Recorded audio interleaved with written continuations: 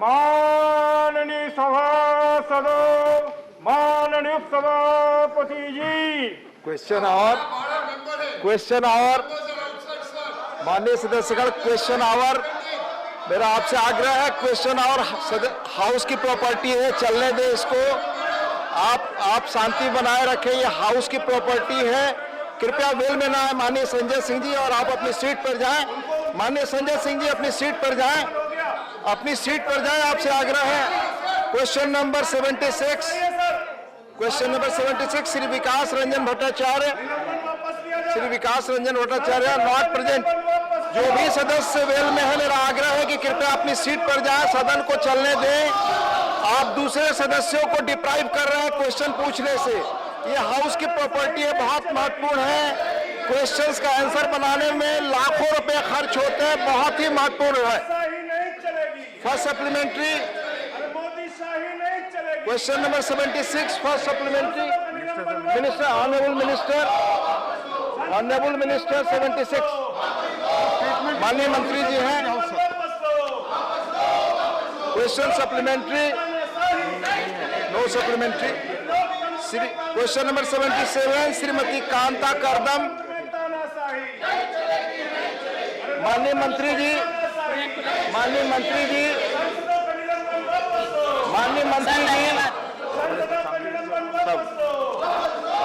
महोदय माननीय सप्लीमेंट्री से फर्स्ट सप्लीमेंट्री। महोदय माननीय मंत्री जी से आपने बताया है कि ओएमसीजी ने उत्तर प्रदेश के मेरठ जिले में प्रधानमंत्री उज्ज्वला के तहत 1.64 लाख एलपीजी कनेक्शन प्रदान किए हैं।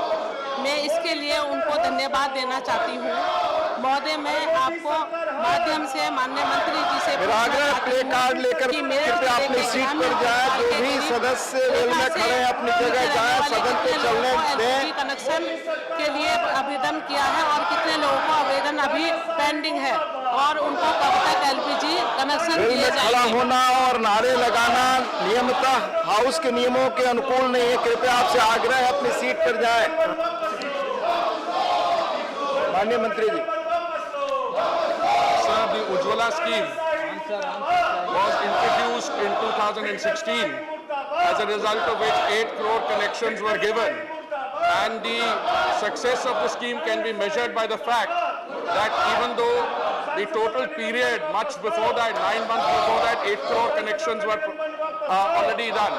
Under the Ujjwala 2 scheme, sir, which the honourable member is referred to, 1 crore additional connections were provided in the month of August, and I can tell you within a few months, out of the 1 crore connections, we have already granted about 80 lakhs, and more requests are coming in. Sir, this is an open scheme which evolves as we go along, and depending on the number of applicants that there are who are under the EWS section or below poverty line, as and when they apply, they will. So my expectation is that this 1 crore additional connections also under Ujjwala will be able to meet, and we may have therefore still some remaining. But I want to assure the honourable member who has raised this question on Meerut that whether it's the rural districts of Meerut or any other part of the country, we will be catering to all within the Ujjwala 2 scheme, on which we have something as we go along. Thank you, Mr. Speaker, sir. Second supplementary. Sir, महोदय, मैं माननीय मंत्री जी से पूछना चाहती हूँ कि क्या सरकार का विचार ग्रामीण परिवार की गरीबी की रेखा से नीचे रह रही महिलाओं को एक कनेक्शन सिलेंडर फ्री देने की संख्या को बढ़ाकर साल में 3 या 4 सिलेंडर फ्री देने का कोई विचार है? क्योंकि गरीबी महिला सिलेंडर में गैस खत्म होने पर उसको दोबारा भरवाने में असमर्थ रहती है। Sir, the current scheme envisages 1 free cylinder, but I would like to share through you with this august house, sir, that when this scheme was introduced, there was some apprehension that our sisters belonging to families in the EWS category below poverty line, that they would be able to perhaps not refill. माननीय The refill सदस्य का rates well are में already खड़ा covered. होकर के नारे लगाने सही में अपनी सीट पर जाए, Average, दूसरे सदस्यों को अपॉर्चुनिटी दें, उनको डिप्राइव ना करें। क्वेश्चन और हाउस की प्रॉपर्टी है। An average household uses about 6 cylinders in a year. By an average household, I mean not just between the EWS or BPL category. I'm very happy to share with this House that during the pandemic, we gave 3 free cylinders to those who are in need. And also the consumption and utilization has gone up. From 1 cylinder, it has gone up to 3.7 as an average. But sir, this is something which is not provided for what the honourable member is asking under the current scheme. These are the figures which I have already shared with you, sir. Thank you. Shrimati Geeta उर्फ चंद्रप्रभा, गीता उर्फ Chandraprabha, please.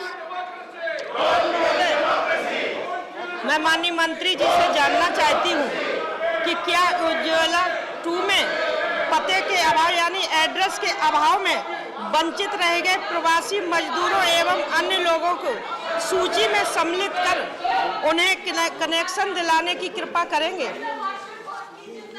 Please please Which we had. Please अपने seat पर शांति से बैठे, question और चलने दे please. Nothing is going on record except minister's reply. Sir, the experience we had during the pandemic was that a lot of our citizens. माननीय especially मंत्री the- के जवाब के अलावा कोई चीज रिकॉर्ड पे नहीं जा रही है, please. The experience that we had during the pandemic was that many of our brothers and sisters, those of our citizens who especially belong to the category that is loosely referred to as migrant workers, that they come and seek work in places other than where their homes are.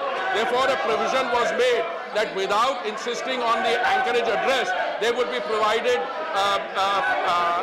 benefits under the Ujjwala no matter where they live. So I would like to tell the honourable member, yes, that is already provided for, and we are always ready to look at additional provisions that we can provide under the scheme to our thing. The most important point to note, sir, is that Ujjwala is both a scheme for social inclusion, it is a scheme to reach out to the most vulnerable parts of our society, especially those in urban and rural areas who are not privileged, and the scheme has done very well. The very fact that 8 crore cylinders were given in the first listing, 3 extra cylinders during the pandemic, and Ujjwala 2 also, which we introduced in August. Already out of the 1 crore 80 lakh connections have already, cylinders have been provided. Mila ben Bara. माननीय अध्यक्ष श्री उज्ज्वला योजना के लिए मैं माननीय प्रधानमंत्री को खूब धन्यवाद देना चाहती हूँ। सारे देश में उज्ज्वला योजना के माध्यम से 8 करोड़ से ज़्यादा बहनों को लाभ मिला है। माननीय मंत्री श्री, माननीय अध्यक्ष श्री, माननीय मंत्री श्री से मैं ये जानना चाहती हूँ कि अभी जो सिलेंडर दे रहे हैं उनका वजन काफ़ी है, 14 किलो जैसा उनका वजन है, तो माता बहनों को उठाने के लिए काफ़ी तकलीफ हो रही है। कभी नदी पार ले जाना होता है तो तकलीफ होता है, कभी सीढ़ियों चढ़ने के लिए भी तकलीफ होता है। तो यह वजन घटाने के लिए सरकार ने कुछ सोचा है, ये मैं जानना चाहती हूँ। Thank you. Sir, I think that the point raised by the honourable member is a very valid one. But of course, it is our expectation that our sisters and daughters don't have to lug these cylinders on their own themselves. But yes, the idea to reduce it from a 14.2 kilogram cylinder to a smaller cylinder, that is something that is under consideration.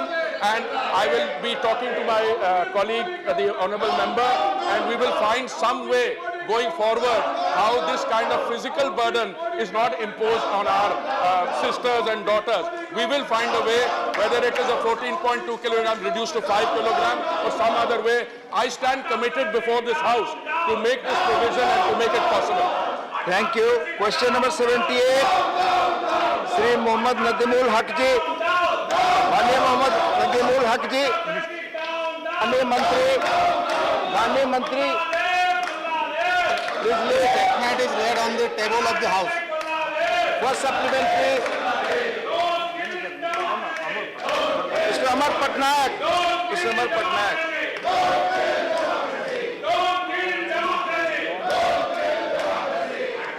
Thank you, sir.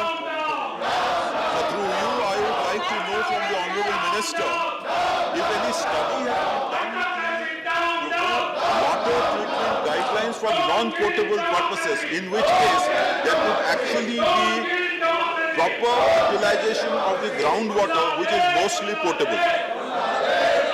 माननीय मंत्री जी।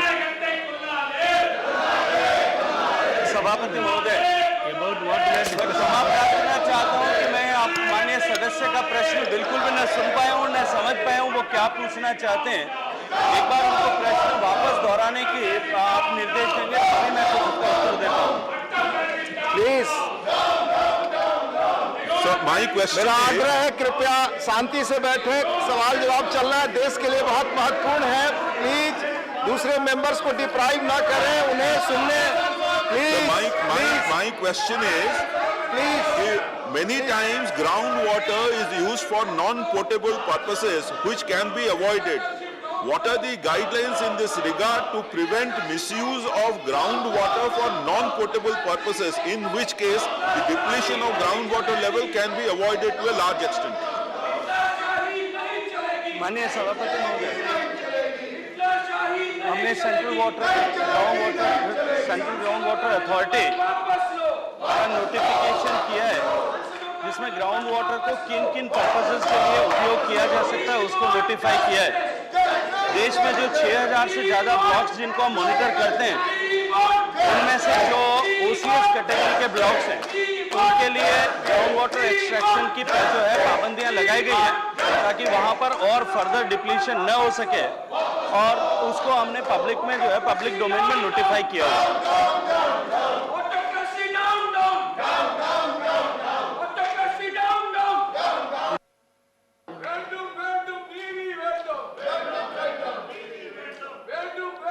Second supplement, Mr. Thambidurai. Mr. Thambidurai. Thank you, Deputy Chairman sir. I want to know through you, as a minister, you know very well the groundwater level is going very down. It is a fact. For that, during our Amma Jayalalitha's period, she has taken lot of measures. Rain harvesting scheme. In that, we have to raise the groundwater level. For that, rain harvest scheme, Madam Jayalalitha period, Amma has done very well. Our Honorable Prime Minister Narendra Modi ji, when visited Tamil Nadu, he appreciated the scheme. Your question. He appreciated the scheme. Please put your question. To take, because there are measures how to increase the groundwater mill. There is a model what done by Amma in Tamil Nadu. It's What your Prime Minister suggestion, Modi please. appreciated It's your the scheme. suggestion, Mr. Therefore, I Thambidurai. request Thank that you. I want to know the Thank Prime you. Minister whether he will Thank take you, Mr. that kind of Thambidurai. scheme This is to increase suggestion, the water not level. question. Our Honorable Prime Minister appreciated in Tamil Nadu that scheme. धन्यवाद सभापति महोदय। हम सब जानते हैं कि दुनिया में सर्वाधिक ग्राउंड वाटर एक्सट्रैक्ट करने वाला देश हमारा भारत है। पहले पायदान पर है और दूसरे और तीसरे पायदान के अमेरिका और चाइना मिलाकर के जितना ग्राउंड वाटर एक्सट्रैक्शन करते हैं, उसका भी लगभग 1.5 गुना पानी हम एक्सट्रैक्ट करते हैं। निश्चित रूप से उसके कारण से अति दोहन के कारण से कुछ क्षेत्रों में चुनौतियां बढ़ी है, लेकिन पिछले 7 वर्षों में इसको लेकर के बहुत सारी गतिविधियां प्रारंभ हुई है। माननीय प्रधानमंत्री जी ने 2014 से लेकर के निरंतर हर एक प्लेटफॉर्म पर इस पर बात करना प्रारंभ किया है। मैं माननीय सदस्य की इस विचार की जो तमिलनाडु में पूर्ववर्ती सरकार ने जो योजना चलाई थी, उसी स्तर पर गुजरात में सुजलाम सुफलाम योजना चली थी, महाराष्ट्र में पूर्ववर्ती सरकार के समय में जलयुक्त शिविर योजना चली थी, राजस्थान में मुख्यमंत्री जल स्वावलंबन योजना, आंध्र प्रदेश में नीरू चेट्टू योजना, बिहार में जल जीवन हरियाली। हर एक प्रदेश ने अपने अपने स्तर पर अपने अपने क्षेत्र के अनुकूल योजनाएं चलाई है। भारत सरकार ने जहां जिन 7 प्रदेशों में सबसे ज्यादा क्रिटिकल पोजीशन है, ऐसे 79 डिस्ट्रिक्ट्स में 6000 करोड़ रुपए की लागत से अटल भूजल योजना प्रारंभ की है, और इसके साथ साथ में हमने पूरे देश का एक्वीफर को स्टडी करके उसके अकॉर्डिंगली जिले जो है एक्शन प्लान बना करके स्टेट्स को दिए। मिस्टर राकेश सिन्हा। मैं पहले प्रधानमंत्री जी का अभिनंदन करना चाहता हूं कि उन्होंने जल शक्ति मंत्रालय बनाकर इस देश में जल के प्रति चेतना जगाई है। इस देश में सिर्फ 4% जल है पूरे पृथ्वी का। मैं माननीय मंत्री जी से जानना चाहता हूं कि Please do not show play card. Please do not show play card. Bharat के नॉर्थ ईस्ट में देश का 33% जल है। उस जल में बहुत सा जल उपयोग नहीं हो पाता है, बर्बाद जाता है। तो भारत सरकार उस जल को जमा करके, उस जल का संचय करके किस प्रकार से उन ट्राइबल एरिया में जल पहुंचाने का काम करेगी जहां जल नहीं पहुंच रहा है। मैं यही मंत्री जी से जानना चाहता हूं और एक सजेशन भी है कि उस जल का संचय करके रिमोट ट्राइबल एरिया में जल पहुंचाने का कार्य के लिए कोई योजना तैयार करेगी या कोई योजना है? धन्यवाद। देखिए, जल, माननीय सभापति महोदय, जल हमारे संविधान प्रदत्त व्यवस्था के अनुसार राज्यों का विषय है। अपने राज्य में स्थित जल संसाधनों का बेहतर उपयोग किस तरह से हो सकता है, उसकी योजना बनाने का दायित्व राज्य सरकारों पर होता है। और राज्य सरकार जो योजना बनाती है उसको भारत की सरकार, केंद्र की सरकार जो है वो टेक्निकली और इकोनॉमिकली विभिन्न योजनाओं के माध्यम से सप्लीमेंट करती है। मैं मानता हूं माननीय सदस्य ने जो कहा कि हमारे पूर्वोत्तर भारत में देश के जल संसाधनों का एक बहुत बड़ा हिस्सा है और वो अनयूटिलाइज समुद्र में जाता है, लेकिन उसी ऐसे ही सारे सरप्लस बेसिन से डेफिसिट बेसिन पर पानी ट्रांसफर हो, इसी के लिए इंटरलिंकेज की कल्पना की गई थी। और उस दिशा में हमने जो लिंक्स आइडेंटिफाई किए हैं, उनका पीएफआर किया, उनका डीपीआर भी बनाया है। और मैं माननीय सदस्य की जानकारी के लिए और सदन की जानकारी के लिए बताना, आपको निवेदन करना चाहता हूं कि उस दिशा में एक पहली शुरुआत जो है वो इंटरलिंकेज के ऑफ रिवर्स की, उस दिशा में हम बहुत आगे बढ़े और कैबिनेट के अप्रूवल के बाद में हम उसे इम्प्लीमेंट करने की दिशा में शुरुआत करें। प्लीज क्वेश्चन, और क्वेश्चन हो तो माननीय डेरिक जी मैं आपको अनुमति दूंगा। Question, you have question, any question? You give me supplement. I'm asking to the Water Resources Minister. Yes, supplementary. please. Thank Yes. you, sir. Thank Yes. you. Yes. I want to ask the Water Resources Minister, why has democracy dried up in Please, Parliament? no, this is not question. This is not question. It's not allowed. It's not allowed, Derek ji. Derek ji. Question numbers.